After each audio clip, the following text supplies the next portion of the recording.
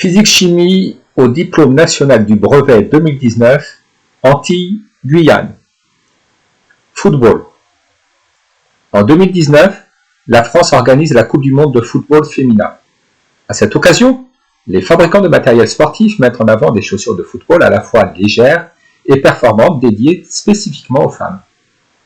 Ces innovations sont permises par la recherche en sciences en matériaux et répondent aux exigences toujours plus grandes des sportifs. Bon nombre de joueuses professionnelles utilisent des chaussures de football en PEBA ou polyester bloc amide. Ce matériau peu dense permet d'obtenir des chaussures qui sont 20% plus légères. Qu'il fasse chaud ou froid, sur terrain enneigé ou sec, le PEBA reste stable. De plus, la semelle peut se plier 1 million de fois sans se dégrader grâce à l'élasticité exceptionnelle du polyester bloc amide, c'est-à-dire à sa capacité à emmagasiner et à restituer l'énergie comme le ferait un ressort.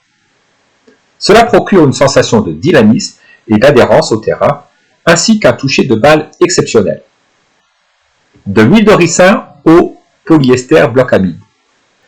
L'huile de ricin issue de graines de ricin est constituée essentiellement de longues molécules d'acide ricinoléique de formule C18H34O3. Une transformation chimique de l'acide ricinoléique permet d'obtenir une espèce chimique appelée rilsan. Un objet fabriqué en rilsan est caractérisé par sa rigidité. Une entreprise chimique française, Arkema, a mis au point le polyester bloc amide en faisant réagir le rilsan avec une autre espèce chimique appelée polyéther, qui apporte plus de souplesse et d'élasticité. Question 1a, à partir du document 1, citez 3 qualités du matériau nommé polyester bloc amide. Il est peu dense, donc léger. Quelle que soit la température, il reste stable. Il a une élasticité exceptionnelle, ce qui lui permet de ne pas se dégrader. Il a une grande légèreté due à sa faible densité. Il est stable lors des changements de température. Il se dégrade peu grâce à sa grande élasticité. Quel est le nom des éléments chimiques contenus dans la molécule d'acide ricinoléique de formule C18H34O3 ? Il est demandé de répondre par une phrase et non pas par une simple liste de mots. Les éléments symbolisés par C, H et O, ce sont les éléments carbone, hydrogène et oxygène. La molécule d'acide ricinoléique contient les éléments carbone, hydrogène et oxygène. On désire représenter les transformations chimiques successives permettant d'obtenir le polyester bloc amide à l'aide du diagramme suivant. Grand A donne B, B réagit avec C pour donner le polyester bloc amide. À partir du document 2, donnez le nom des espèces chimiques associées aux repères A, B et C. D'après le document 2, nous partons de l'huile de ricin, notamment des molécules d'acide ricinoléique de formule C18H34O3, qui constitue la substance grand A. À partir de l'acide ricinoléique, nous obtenons une espèce chimique appelée rilsan, qui est donc l'espèce B. Le rilsan réagit avec une autre espèce chimique, le polyéther, qui est donc l'espèce C, pour donner le polyester bloc amide. Donc, ceci, c'est grand A, ceci, c'est grand B, ceci, grand C. Donc, A est l'acide ricinoléique de formule C18H34O3. On forme, à partir de cet acide ricinoléique, une espèce chimique appelée le rilsan, qui réagit avec le polyéther pour donner le polyester bloc amide. Le ballon de football fait aussi l'objet de recherches pour améliorer ses caractéristiques et son comportement au cours du jeu. Rebond, résistance au choc, etc. On souhaite modéliser les actions que le ballon subit lorsqu'il est soumis à un coup de pied. Pour cela, on identifie l'ensemble des actions mécaniques modélisées par des forces qui s'exercent sur le ballon posé au sol au moment du coup de pied donné par une footballeuse. Le document 3 nous indique la schématisation des actions mécaniques exercées sur le ballon. Les segments fléchés et identifiés ci-contre modélisent les 3 actions mécaniques qui s'exercent sur le ballon lors du coup de pied.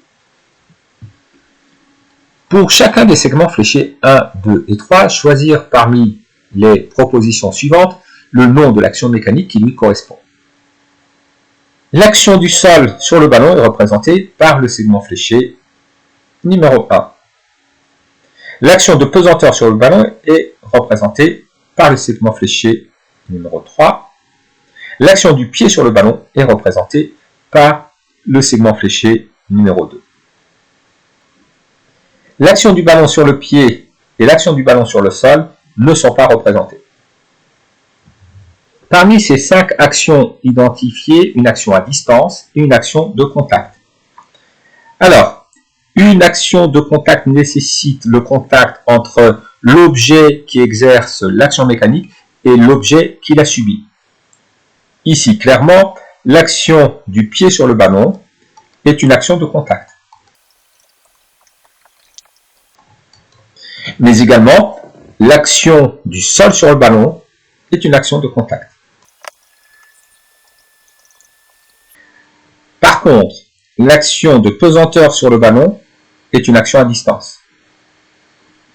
La terre n'a pas besoin d'être en contact avec le ballon pour exercer sur lui une action mécanique attractive.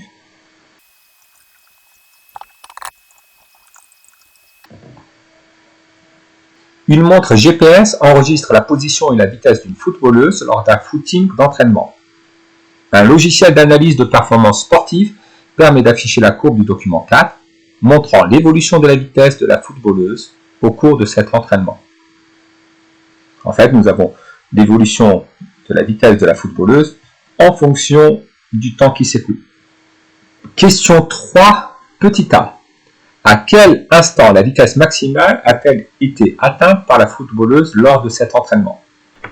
Pour déterminer la vitesse maximale atteinte par la footballeuse, nous allons repérer le maximum de la courbe. Ensuite, nous lirons l'abscisse de ce maximum pour déterminer l'instant auquel la vitesse maximale a été atteinte. Graphiquement, nous repérons la vitesse maximale atteinte par la footballeuse. Nous lisons l'abscisse du point correspondant. La footballeuse atteint sa vitesse maximale à 17 minutes.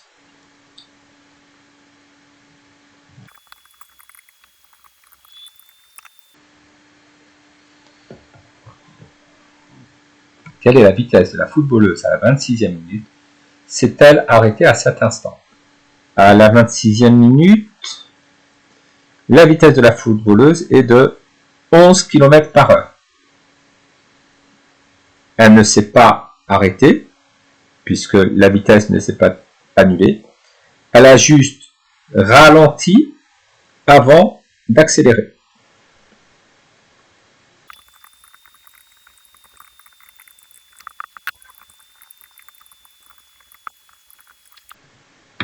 Choisir parmi les propositions suivantes celle qui caractérise le mouvement de la footballeuse durant cette séance. La vitesse est constante et égale à 13,6 km/h. Non, si la vitesse était constante, la courbe représentant la vitesse en fonction du temps serait une droite horizontale, parallèle à l'axe des abscisses. Ce qui n'est pas le cas ici. La vitesse, nous voyons bien que la valeur de la vitesse évolue au cours du temps. La vitesse est comprise entre 11 km/h et 13,6 km/h. Effectivement, la vitesse minimale de la footballeuse est de 11 km/h et la vitesse maximale de la footballeuse est de 13,6 km/h.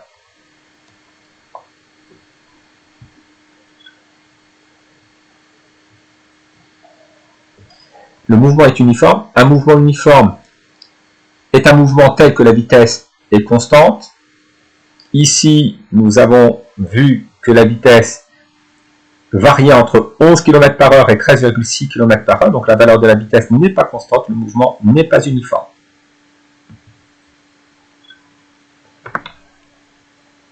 Une rencontre de la Coupe du Monde commence. L'arbitre siffle le début de la partie au milieu du terrain. Le son se propage à la vitesse de 340 mètres par seconde. Une gardienne de but située près de ses cages est à une distance de 48 mètres de l'arbitre.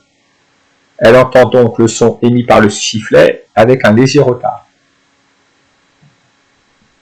Ce retard peut-il avoir une influence sur le bon déroulement du jeu?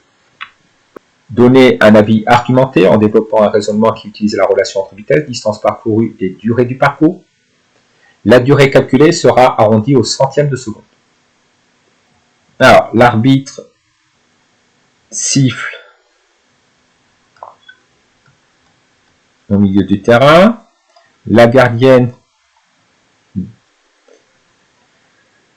entend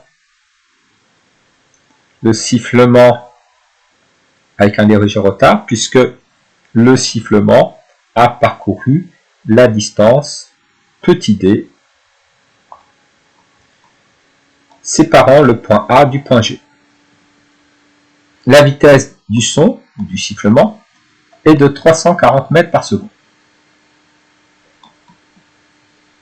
Nous allons calculer la durée delta t qu'a mis le son pour parvenir à la gardienne.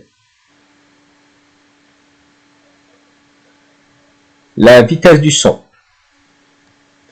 est égale au rapport de la distance parcourue par le son sur la durée qu'a mis le son pour parcourir cette distance. D'où la durée delta t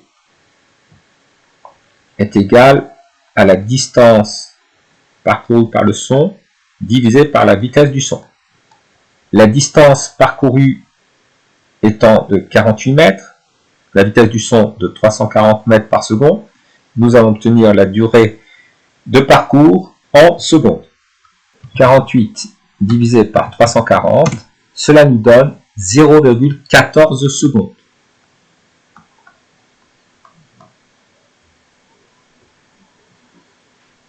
La gardienne entend le son avec un retard de 0,14 secondes. Cette durée est négligeable, ça correspond à pratiquement un dixième de seconde. On peut considérer que toutes les joueuses perçoivent le sifflement en même temps.